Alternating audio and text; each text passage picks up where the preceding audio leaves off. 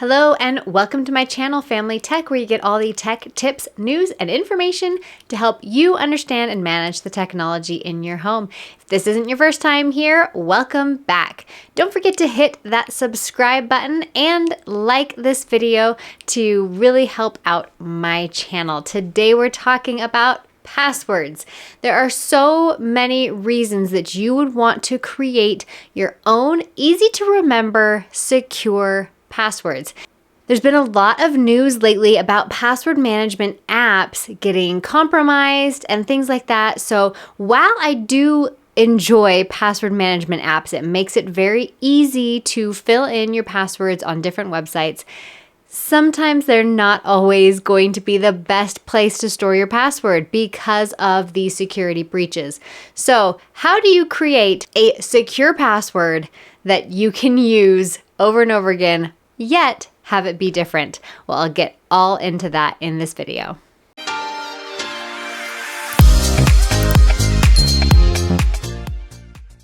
So the recent good news about passwords is that complexity is not as important as once thought. What is important is length. So in password terms, we are talking length is strength.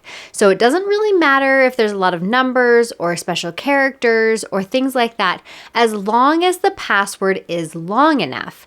Now, how do you create an easy to remember long password that's different for every website that you go to? Here's why this is important. So if a website gets compromised, then that username and password combination is now available to purchase on the dark web. So for example, this happened with MyFitnessPal. MyFitnessPal gets compromised. Their servers are breached.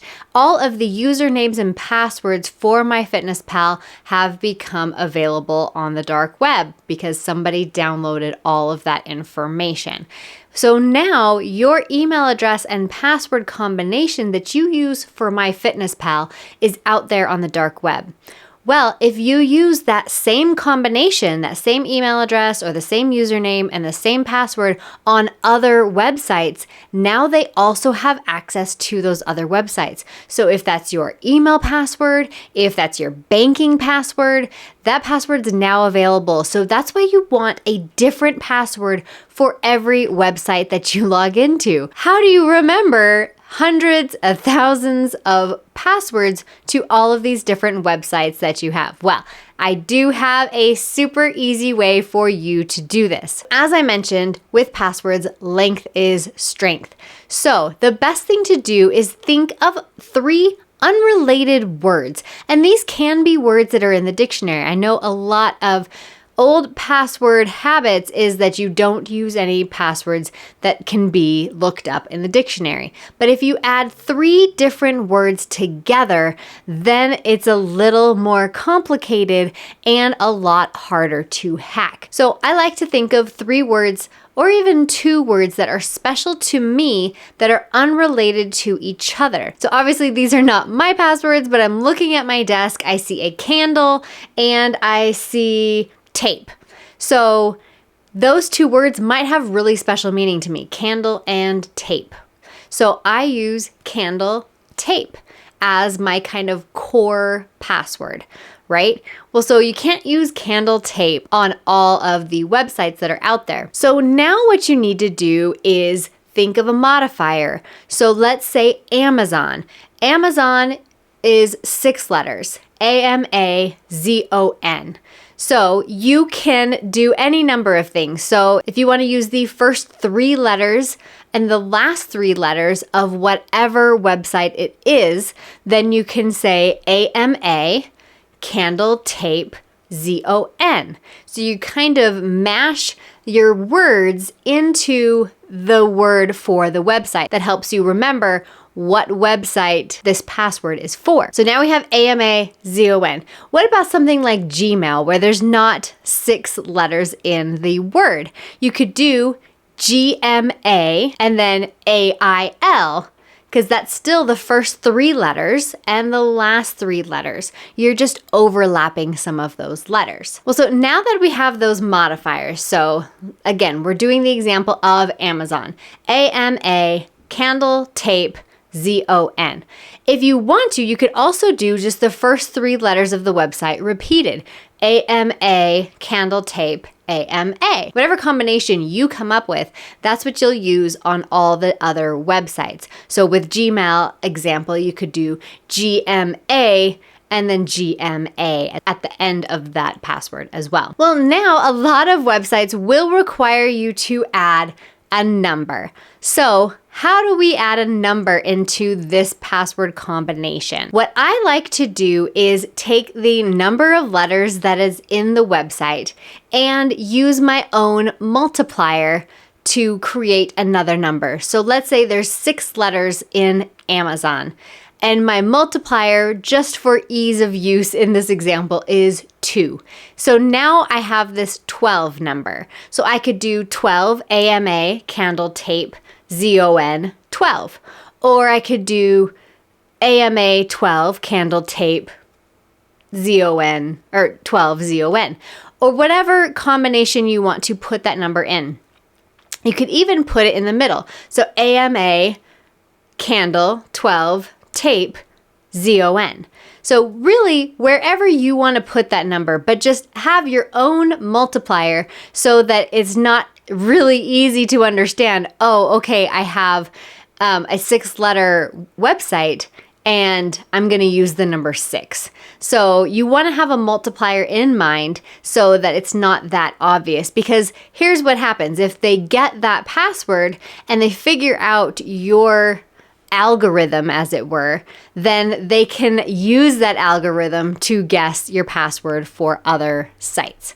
So that's why you want to have this kind of multiplier. Hopefully, more websites will understand that length is stronger than complexity. So maybe you won't need to use a symbol eventually, but some websites still require it. So you can have a typical symbol that you use.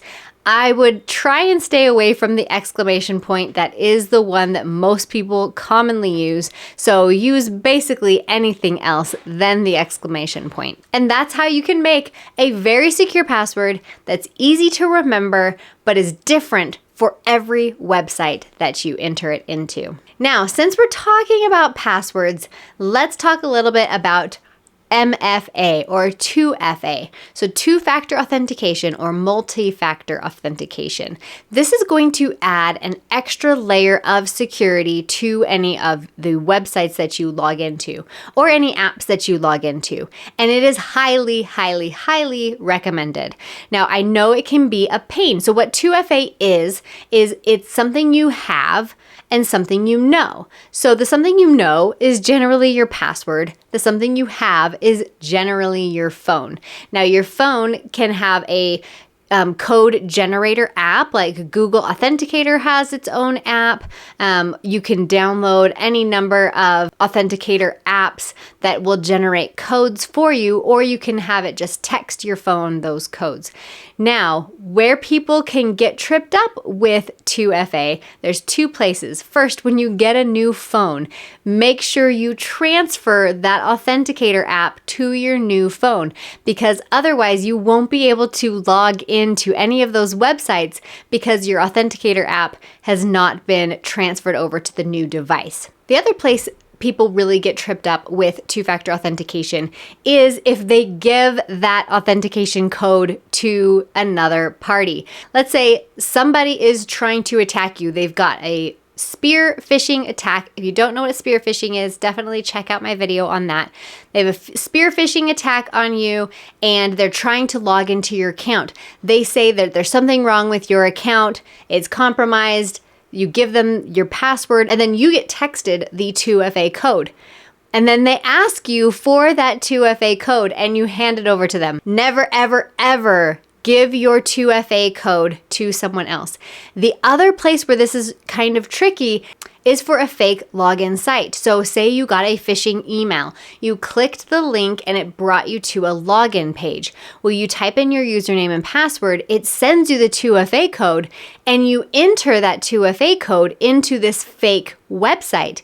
Well, now you're just giving the attackers that 2FA code, and they will use it to gain access to your account. So while 2FA is not foolproof, you can make sure that nobody else gets access to those codes. So if you are typing it into a website, verify the URL at the top. Make sure you are actually logging into the actual website if you're going to enter that 2FA code.